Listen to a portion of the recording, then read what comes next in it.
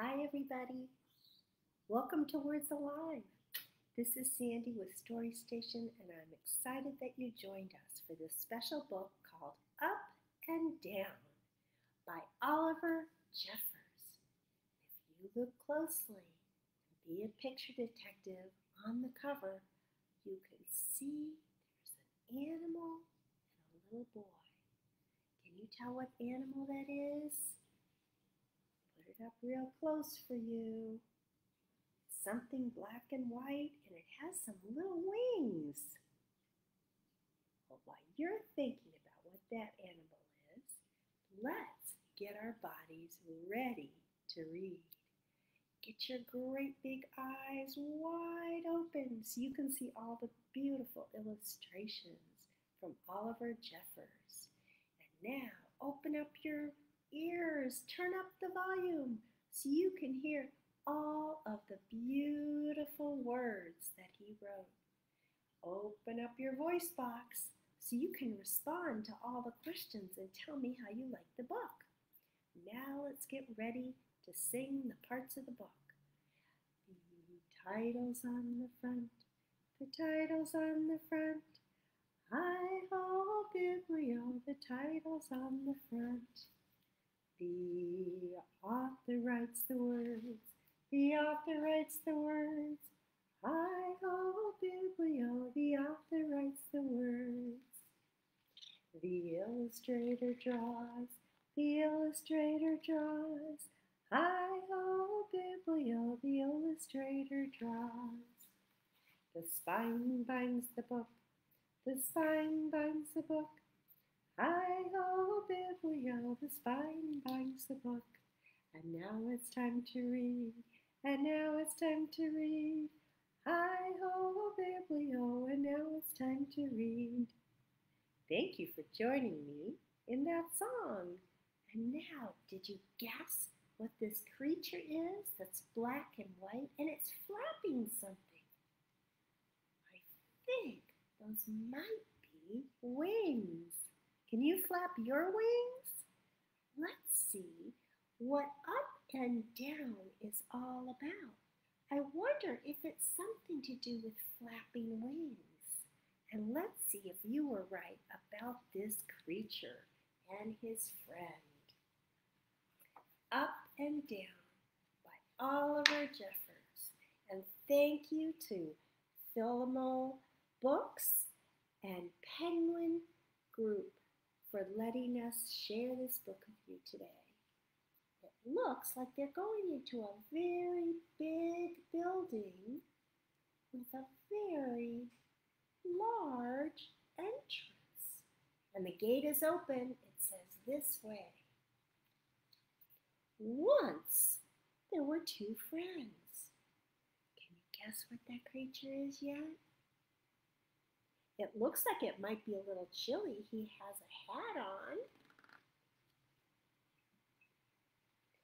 They always did everything together. It looks like they're talking on a pretend phone with two cups and a cord. They're playing the tuba and the guitar. And they're playing a game called backgammon. Until the day Penguin, is that what you guessed? Penguin decided there was something important he wanted to do by himself. Do you ever feel that way?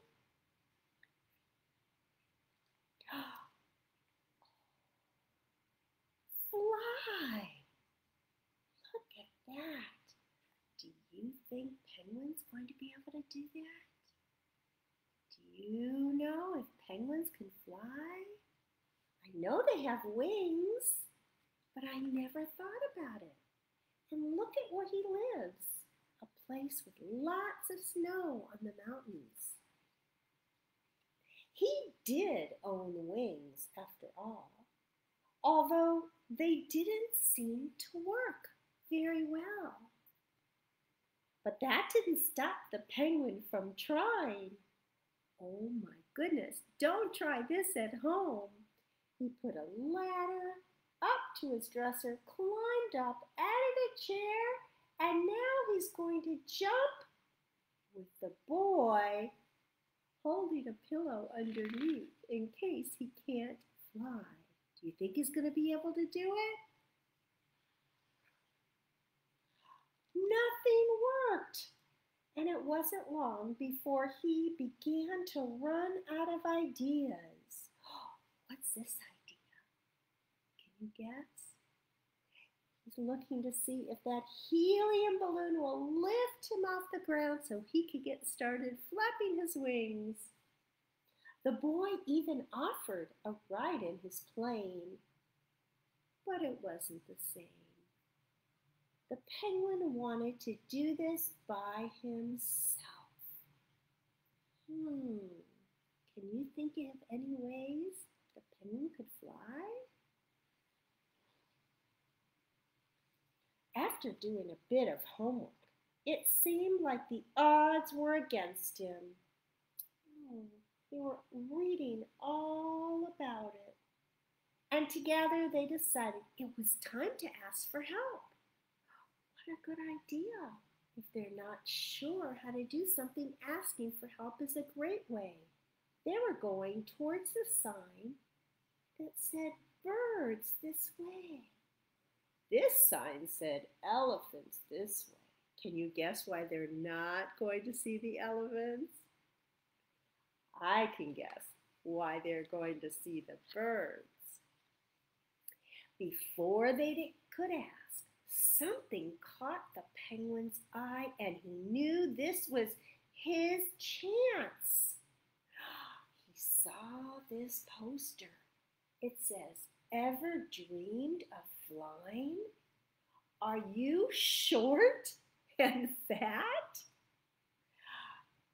The traveling show, it's looking for a new living cannonball. Uh-oh. Look, they're talking to the owl in the bird area of the zoo. In his excitement, he rushed off without a word, and the boy didn't know where he had gone. He looked everywhere, and even though he'd found him for a second, but none of these penguins knew how to play his favorite game. He thought that was his friend, but it was all the other penguins, and they didn't know how to play backgammon. Meanwhile, the penguin had found that right place and was hired on the spot. Do you remember the poster that said they were looking for someone to be a living cannonball who was short and fat? Finally, he'd get to fly. Or suddenly, he realized he didn't know where the boy was. How do you think he's feeling?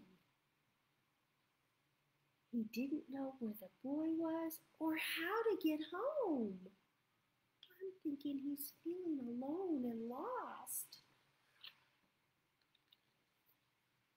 Later that night, when the penguin should have been excited, he couldn't help but miss his friend. Here, he's sitting on the bench knitting. And here's the little box that's showing his dream. He's thinking of the boy. Likewise, the boy could barely sleep for worrying about his friend. He's there in his bathrobe just looking out the window. There's the moon and 5 stars. The next day, the boy tried to think of all the places the penguin might go. Looks like he went back to the airport where the airplanes were. Did he find the penguin? Nope, but guess what he saw? He saw the sign, and it's a picture of his friend the penguin with an orange helmet on. It says, "All new living cannonball tonight." when something caught his eye. He didn't have much time.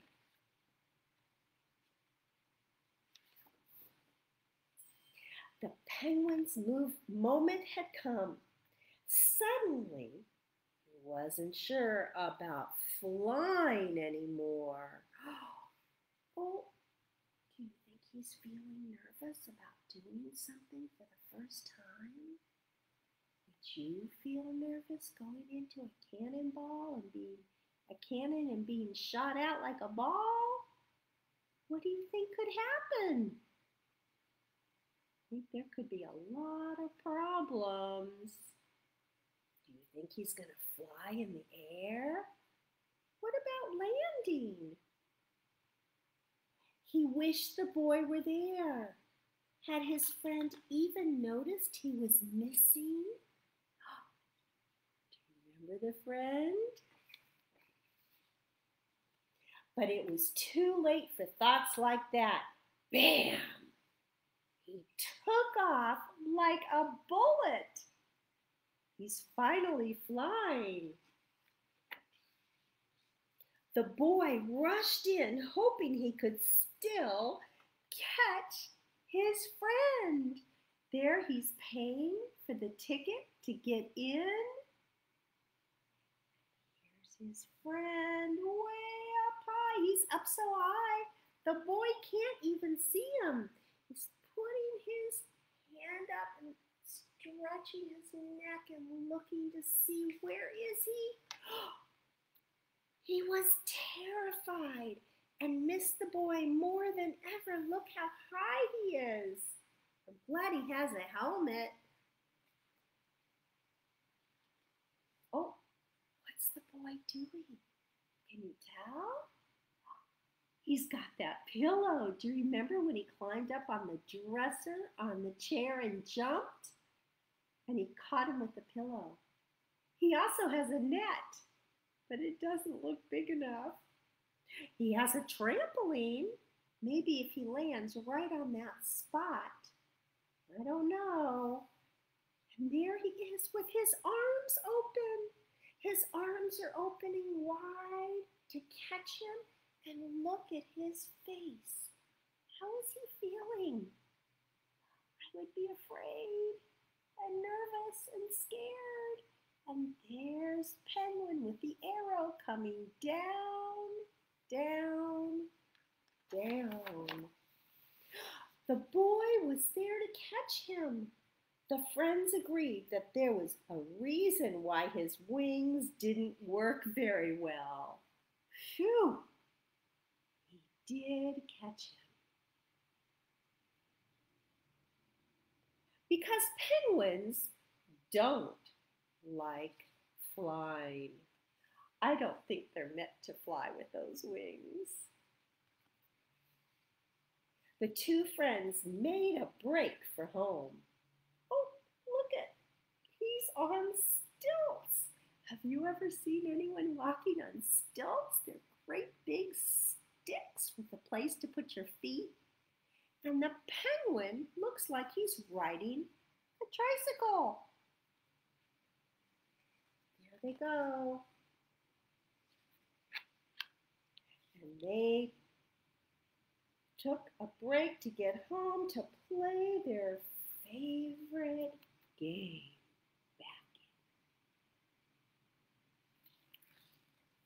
I hope you liked our book about up and down. I didn't know that penguins couldn't fly, but I sure know now. They had a lot of fun protecting each other and making sure they were safe, and they worked out their problem together. I hope to see you next time on Story Station. Bye-bye.